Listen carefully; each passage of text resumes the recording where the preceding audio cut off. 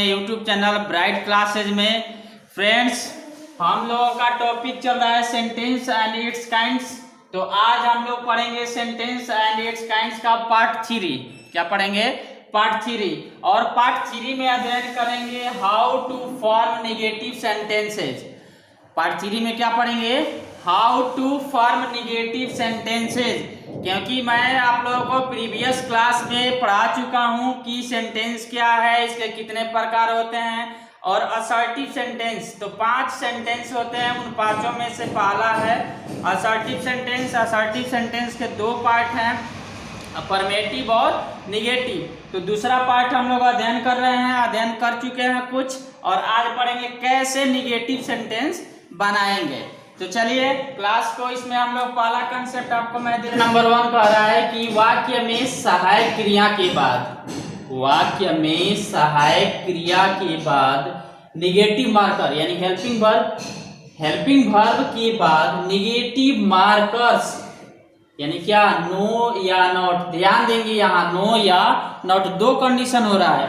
No या not लगा दें किसके बाद? सहायक क्रिया के बाद, हेल्पिंग वर्ब के बाद। यानी कि वाक्य में जो भी हेल्पिंग वर्ब प्रयुक्त हो रहा है उसके बाद तुरंत आप निगेटिव मार्कर लगा दीजिए, आपका निगेटिव सेंटेंस बन के तैयार हो जाएगा। जैसे देखिए, I am not ready, I am not ready. यहाँ हेल्पिंग वर्ब है आपका, ये एम यहाँ लगा दिए आपका नॉट। या लिख दीजिए he had no car, he had no car, there are not 4 books on the table, on the table, she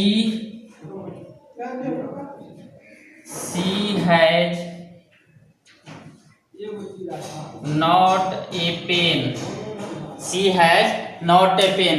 देखेंगे यहाँ एग्जांपल्स में आई एम नॉट रेडी, यहाँ इसमें हेल्पिंग वर्ब यहाँ हैड आया, यहाँ आर, यहाँ हैज। इन सब के बाद जो आपका लगा हुआ है नेगेटिव मार्कर, ये सब यहाँ लगा हुआ है। तो आप देख रहे हैं कि कहीं नो, यहाँ जैसे नो लगा हुआ है, there is no milk, there is no milk in the jug, there is no milk in the jug, यानी कि जग में दूध नहीं है। तो यहाँ इज आया है, यहाँ भी क्या आया है? नो। तो ये देख रहे हैं आप कि कहीं नो लग रहा है और कहीं नॉट लग रहा है, लेकिन किसके बाद लग रहा है? पूरे हेल्पिंग वर्ब। कंसेप्ट को समझेंगे फिर से। कह रहा है कि वाक्य में सहायक क्रिया के बाद निगेटिव मार्कर नो या नॉट लगा दें। तो मैंने लगा दिया क्या? एम है, इसमें हेल्पिंग वर्ब हैड है, आर आया है, यहाँ हैज आया, यहाँ इज। तो ये सबके बाद नो या नॉट लगा दिया, निगेटिव मार्कर लगा दिया। तो फ्रेंड्स, यहाँ कंसेप्ट अब हम लोग सीखेंगे कि नो कहाँ लगाएंगे और नॉट कहाँ लगाएंगे। नो फ्रेंड्स, यहाँ मैं कंसेप्ट लिखा हूँ आप लोगों का कि नो प्लस SCN, यानी कि अगर सिंगुलर काउंटेबल नाउन आएगा तो आप क्या लगाएंगे? नो। क्या लगाएंगे? नो। जैसे एग्जांपल्स में देखिए, I have no pen, I have no pen. अगर भी कहना होगा कि there is no book on the table, कहना होगा there is no book on the table. ठीक, या बोल सकते हैं आप कि she had no pen, she had no book, कुछ भी बोल देंगे। लेकिन यहाँ SCN जैसे ही आएगा उसके पहले नो निगेटिव लगाना होगा। तो नो या नॉट में से आप क्या लगाएंगे? नो लगाएंगे, क्योंकि कंसेप्ट आपका कह रहा है no plus singular countable noun. इधर नॉट लगाना होगा तो नॉट प्लस AN। अगर AN देखेंगे तो वहां क्या लगाएंगे? नॉट। जैसे अब इसी सेंटेंस को मैं लिख दे रहा हूं, I have not a pen, I have not a pen. तो AN जैसे ही देखेंगे इसके पहले क्या लगाएंगे? नॉट। AN के पहले क्या लगेगा? नॉट लगेगा। और सिंगुलर काउंटेबल नाउन रहेगा, SCN रहेगा, तो क्या लगाएंगे? नो लगाएंगे। ठीक, डिफरेंट भी समझते जाएंगे दोनों में। यहाँ कह रहा है कि no plus PCN, plural countable noun. तो प्लूरल काउंटेबल नाउन ले लेते हैं कोई भी, जैसे he had no cars, he had no cars। यहाँ कार क्या है, पीसीएन है, क्या है, पीसीएन, प्लूरल काउंटेबल नाउन, इसलिए यहाँ क्या लगा है, नो। चलता है इसमें नॉट प्लस 2 3 4 5 6 7 8 9 जितना आ जाए और उसके बाद में प्लूरल काउंटेबल नाउन आएगा तब तो यहाँ नॉट लगाएंगे। जैसे देखिए he had not 2 cows, he had not 2 cows. अब यहाँ नो नहीं होगा, यहाँ क्योंकि नंबरल एडजेक्टिव के पहले नॉट का प्रयोग होता है, नंबरल एडजेक्टिव के पहले किसका प्रयोग होता है, नॉट का, इसलिए यहाँ। चलिए अगला देखते हैं, no plus UCN.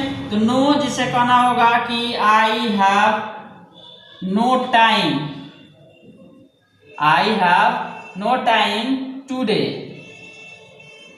I have no time today, मेरे पास आज समय नहीं है। तो टाइम क्या है यहाँ आपका, अनकाउंटेबल नाउन है, इसलिए यहाँ क्या होगा, नो होगा, क्या होगा, नो होगा। तो जब जब अनकाउंटेबल नाउन आएगा उसके पहले आप क्या लगाएंगे, नो, क्या लगाएंगे, नो। चलते अगला कह रहा है कि एडजेक्टिव के पहले नॉट लगाएंगे, क्या लगाएंगे, नॉट लगाएंगे, ये आप पढ़ चुके हो। जैसे कह रहे हैं कि he is not honest, he is not honest, honest यहाँ क्या है, एडजेक्टिव है, इसलिए यहाँ क्या लगेगा, नॉट लगेगा।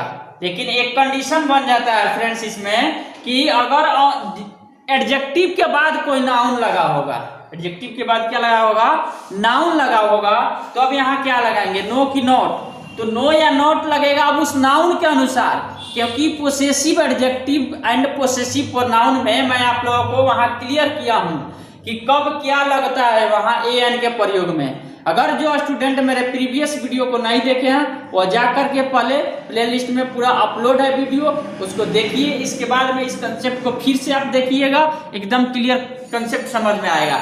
मैं आपको एक एक कंसेप्ट दे रहा हूँ फ्रेंड्स, यहाँ इसको आप नोट कीजिए और याद कीजिए।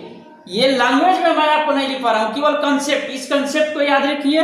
जिंदगी में आप कभी भी नो या नॉट का एरर नहीं करेंगे, निगेटिव मार्कर आपका एरर नहीं होगा, ये आपसे मैं चैलेंज करके कह रहा हूँ कि कभी भी एरर नहीं होगा। लिख लीजिए इसको,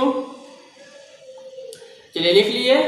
चलिए अगला कंसेप्ट की ओर हम लोग चलते हैं। एक और कंसेप्ट इसमें बचा हुआ है, बस इसके बाद में आपका निगेटिव सेंटेंस समाप्त होगा। चलिए अगला कंसेप्ट हम लोग देखते हैं, है प्रयोग होता है।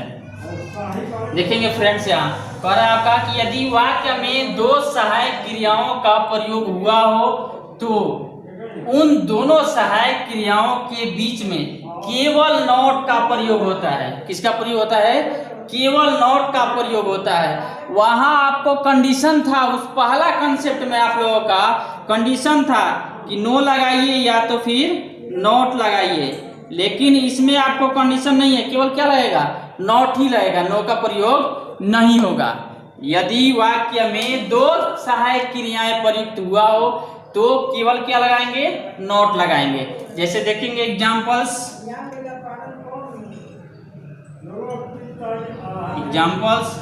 रुक लो,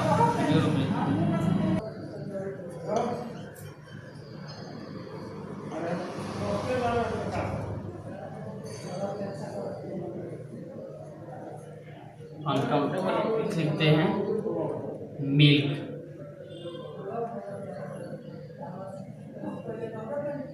मिल्क। देखेंगे फ्रेंड्स, यहाँ मैं लिखा हूँ आप लोगों को एग्जाम्पल्स, इसमें नो नोट लगे नहीं लगाया हूँ, यहाँ स्पेस छोड़ा हूँ लगाने के लिए, यहाँ थोड़ा स्पेस कम है, बच रहा है, यहाँ कर देते हैं विल, यहाँ। अब आपका नियम कह रहा है, कंसेप्ट जो कह रहा है, हम लोग पुनः कंसेप्ट पे चलते हैं कि यदि वाक्य में दो सहायक क्रियाओं का प्रयोग हुआ हो तो उन दोनों सहायक क्रियाओं के बीच में, कहाँ के बीच में, उन दोनों सहायक क्रियाओं के बीच में केवल नॉट का प्रयोग होता है। किसका प्रयोग होता है, केवल नॉट का। तो सबसे पहले आपको कह रहा है दोनों सहायक क्रियाओं के बीच में, तो दोनों सहायक क्रिया को हम लोग पा लेंगे। इसमें क्या विल है, इसमें बी है, इसमें क्या है, विल है, इसमें हैव है, इसमें शैल है, इसमें हैव है। ये आप लोग पढ़े हो, ध्यान दीजिए, ये आप लोग पढ़े हो प्रीवियस क्लास में। जो स्टूडेंट नहीं देखे हैं वो जाके प्रीवियस क्लास को देखिए, मैं आपसे बार बार कह रहा हूँ। यहाँ क्या लगा देंगे आप, केवल नॉट, बिना सोचे समझे केवल नॉट लगाएंगे। अब इसमें यहाँ नाउन को नहीं देखेंगे, या एडजेक्टिव आया है कि नाउन आया है, या कौन सा नाउन आया है, प्लूरल नाउन आया है कि काउंटेबल नाउन आया है कि अनकाउंटेबल नाउन आया है। केवल हम लोगों को फाइंड करना है क्या, सहायक क्रिया। अगर वाक्य में दो सहायक क्रिया प्रयुक्त हुआ हो तो उन दोनों के बीच में केवल क्या लगाएंगे, नॉट लगाएंगे। अब यहाँ एडजेक्टिव आ जाए, देखिए एडजेक्टिव आया है, कोई प्रभाव नहीं पड़ा। टाइम आया है अनकाउंटेबल नाउन, कोई प्रभाव नहीं पड़ा। मिल्क आया है अनकाउंटेबल नाउन, कोई भी प्रभाव नहीं पड़ा। या अब उसी तरीके से आप बोल सकते हो, जैसे कहना होगा आई शैल हैव अ पेन, बोल सकते हो आप। तब यहाँ बोलेंगे तो I shall not have a pen, negative बना देंगे उसका। यानी कि जब जब दो सहायक क्रिया वाक्य में प्रयुक्त होगा तो क्या लगाएंगे, केवल नॉट। क्या लगाएंगे, केवल नॉट। आई होप आपको ये क्लास पूर्णतः समझ में आया होगा। अगर क्लास समझ में आ रहा है तो लाइक कीजिए, शेयर कीजिए, और जो स्टूडेंट्स मेरे चैनल पे नए हैं वह जल्द से जल्द चैनल को सब्सक्राइब कर लीजिए और बेल आइकन को दबा लीजिए, ताकि मेरा वीडियो का जितना भी नोटिफिकेशन है आप तक जल्द से जल्द पहुंच जाए। Thank you.